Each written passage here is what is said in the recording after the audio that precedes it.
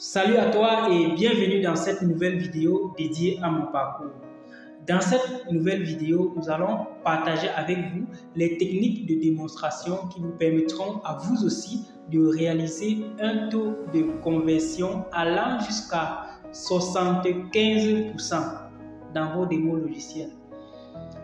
Alors, c'est quoi la démo? La démo ou tout simplement la démonstration logicielle est un moment privilégié d'échange entre un prospect ou un client et un fournisseur de services. Durant ce moment, vous devez mettre en avant les avantages concurrentiels de vos produits afin de convaincre votre prospect d'acquérir vos services. Durant cette vidéo, nous allons partager avec vous les 7 étapes clés qui permettent de réaliser une démo qui convertit à plus de 50%. Alors, si vous êtes éditeur de logiciels ou vendeur de solutions informatiques, cette vidéo est pour vous. Je m'appelle Bienvenue Mouchi et je suis Product Manager. Je partage sur cette page ce que j'ai appris depuis le début de ma carrière afin d'inspirer les autres. Si vous êtes nouveau sur cette page, je vous invite à liker la vidéo, à vous abonner et à partager la vidéo pour ne pas manquer à nos prochaines publications. Allons dans le vif du sujet. La clé numéro 1 ici est d'avoir des canaux fluides qui permettent de recueillir les prospects qui souhaitent participer à une période d'essai. Le premier canal ici est celui de votre site internet. Ce dernier doit être assez clair et simple sur les offres ou les produits que vous vendez. À cet effet, vos offres doivent être bien décrites et vos prix connus de tous. N'oubliez pas qu'un bon référencement permet aussi à vos prospects de vous retrouver naturellement à travers les recherches sur Internet.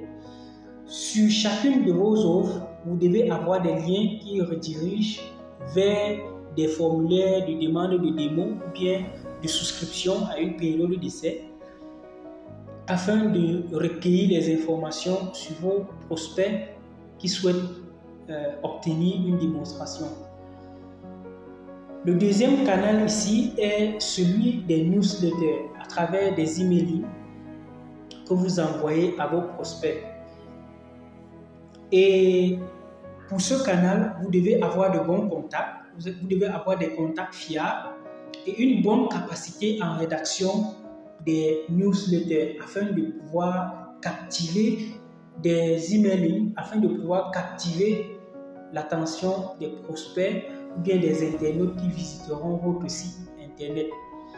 N'oubliez pas à chaque fois d'introduire dans vos newsletters ou bien dans vos emails des liens ou bien des boutons d'action qui permettront à vos prospects de souscrire à une démo ou à une période d'essai. Le troisième canal ici est celui des appels téléphoniques. Vous devez également avoir des bons contacts pour espérer avoir des prospects qui solliciteront une démo à la suite des entretiens téléphoniques. Et le quatrième canal ici est celui des prospections sur le terrain. Bien sûr, on peut obtenir des prospects ou bien des démos à travers des prospections sur le terrain. De ce fait, vous devez avoir une bonne capacité de persuasion afin de convaincre vos internautes ou vos interlocuteurs à solliciter ou bien à souscrire à une période d'essai ou bien à une démonstration, autant pour moi. La deuxième clé ici est la qualification du besoin du prospect.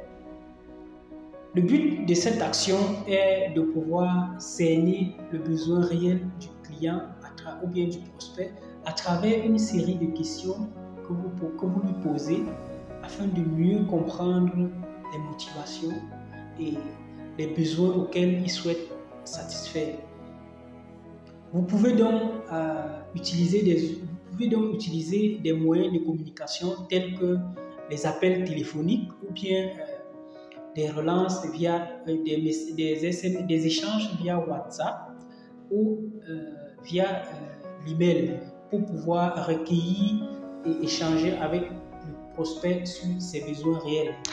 Après avoir défini vos différents canaux de recueil des prospects qui souhaitent participer aux démos et une fois que vous avez qualifié le besoin de vos différents prospects, voici donc venu le moment pour vous de pouvoir planifier votre démonstration. Et ce qui nous amène donc à la troisième clé qui est la planification de la démo.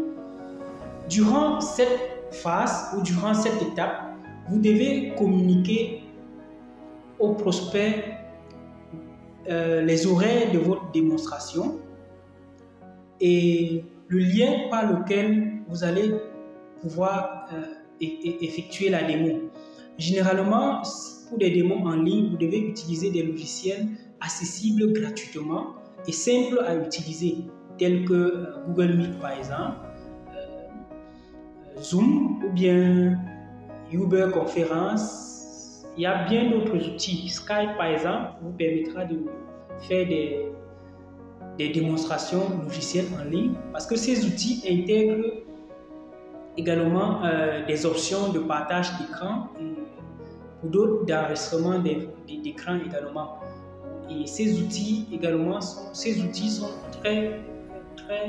très faciles à utiliser même par les amateurs. Évitez d'utiliser des outils complexes et qui sont difficiles à utiliser par les prospects. La quatrième clé ici est le déroulé de votre démonstration. Alors, généralement, durant cette étape, c'est la démonstration proprement dit, où vous présentez les fonctionnalités ou bien les éléments, vous apportez des éléments de réponse aux prospects par rapport à ces points d'ombre ou ces difficultés. Et généralement, durant cette phase, vous, en tant qu'expert, vous devez en amont avoir une idée globale du besoin du prospect. Et à travers cette idée globale, vous devez donc lui challenger pour mieux comprendre si son besoin a changé entre-temps.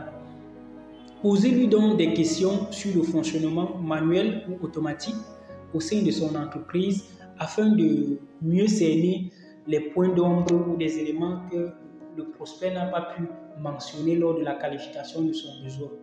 Ces éléments-là vous permettront à vous de mieux orienter votre démonstration afin de couvrir les fonctionnalités clés que le prospect a besoin pour son activité. Généralement, vous aurez en face de vous des prospects qui ne maîtrisent même pas grand-chose à l'outil informatique ou au logiciel informatique. Parlez-leur donc avec des termes terre à terre, sans utiliser des mots techniques, afin de les permettre de mieux comprendre ce que vous leur présentez. Soyez précis et restez professionnel. Faites votre maximum d'efforts pour de répondre parfaitement et clairement aux besoins du prospect durant votre phase de présentation. Posez à chaque fois des questions au prospect pour savoir s'il est attentionné, s'il écoute ce que vous lui dites ou s'il n'y a pas eu d'interruption entre-temps. Rassurez-vous d'avoir une connexion Internet fiable et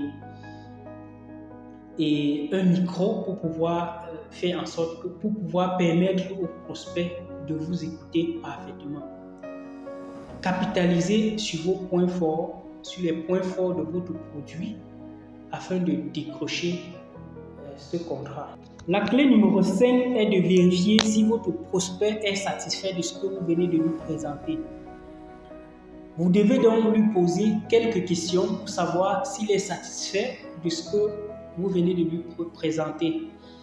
N'oubliez pas toujours dans vos présentations de mettre l'accent sur des rapports automatisés et ceci en fonction du profil des personnes que vous avez en face de vous. Si vous avez en face de vous des managers, orientez-vous beaucoup plus vers des tableaux de bord. Si vous avez en face de vous des comptables ou bien si vous avez en face de vous des comptables, rapprochez-vous plutôt, mettez beaucoup plus l'accent sur des rapports financiers et des rapports de synthèse qui présentent la situation financière à l'issue des actions qu'on mène dans le logiciel. Donc, en fonction du profil que vous avez en face de vous, il faudrait donc orienter vos différentes présentations dans les rapports qui permettront à ces derniers de se retrouver facilement. Après avoir testé le taux de satisfaction du prospect, ou une fois que vous avez détecté que le prospect est accroché à votre solution, vous devez passer immédiatement à la phase de négociation, qui est l'étape 6 de notre clé de succès, qui est la clé 6 de notre succès. Pour cela, donc, vous devez placer vos arguments de vente et de passer à la négociation directement, afin d'avoir le premier retour de votre prospect. Durant cette phase, vous devez identifier si oui ou non le prospect va adopter la solution ou pas. Et généralement, cela va vous permettre également d'avoir ou de définir un taux d'engagement à l'issue de la présentation que vous venez de faire au prospect. L'objectif ici également peut être atteint en posant une série de questions au client ou bien au prospect afin de savoir si ce dernier est accroché. Alors, je vous suggère donc de lui poser ces questions telles que: est-ce qu'il est satisfait de la solution que vous venez de lui présenter? Si oui, à quel pourcentage est-ce qu'il est satisfait? Sinon, pourquoi est-ce qu'il n'est pas satisfait? Quels sont des manquements auxquels la solution ne répond pas? Et la deuxième question que vous pouvez poser au prospect également, c'est de savoir s'il est prêt à adopter la solution dès aujourd'hui. S'il est prêt à adopter votre solution dès aujourd'hui. Une autre question que vous pouvez également poser, c'est de savoir s'il est prêt à recommander votre produit et combien est-ce qu'il serait prêt à débourser pour une telle solution. Ces questions vont vous permettre de savoir si le prospect est en train de vous jouer ou non. Insistez d'avoir les réponses sur ces éléments-là. D'autres éléments qui pourront vous permettre d'améliorer votre processus, c'est de demander au prospect de vous noter sur votre approche de démonstration. Cela vous permettra de vous perfectionner afin de pouvoir cartonner dans les prochaines démonstrations. D'autres détails importants à mentionner, c'est que durant votre démo, vous devez rester précis et concis. Vous ne devez pas aller au-delà du temps imparti pour votre démo. Si vous avez fixé un objectif de 30 minutes, vous devez faire tout et tout pour rester dans les 25 minutes maximum.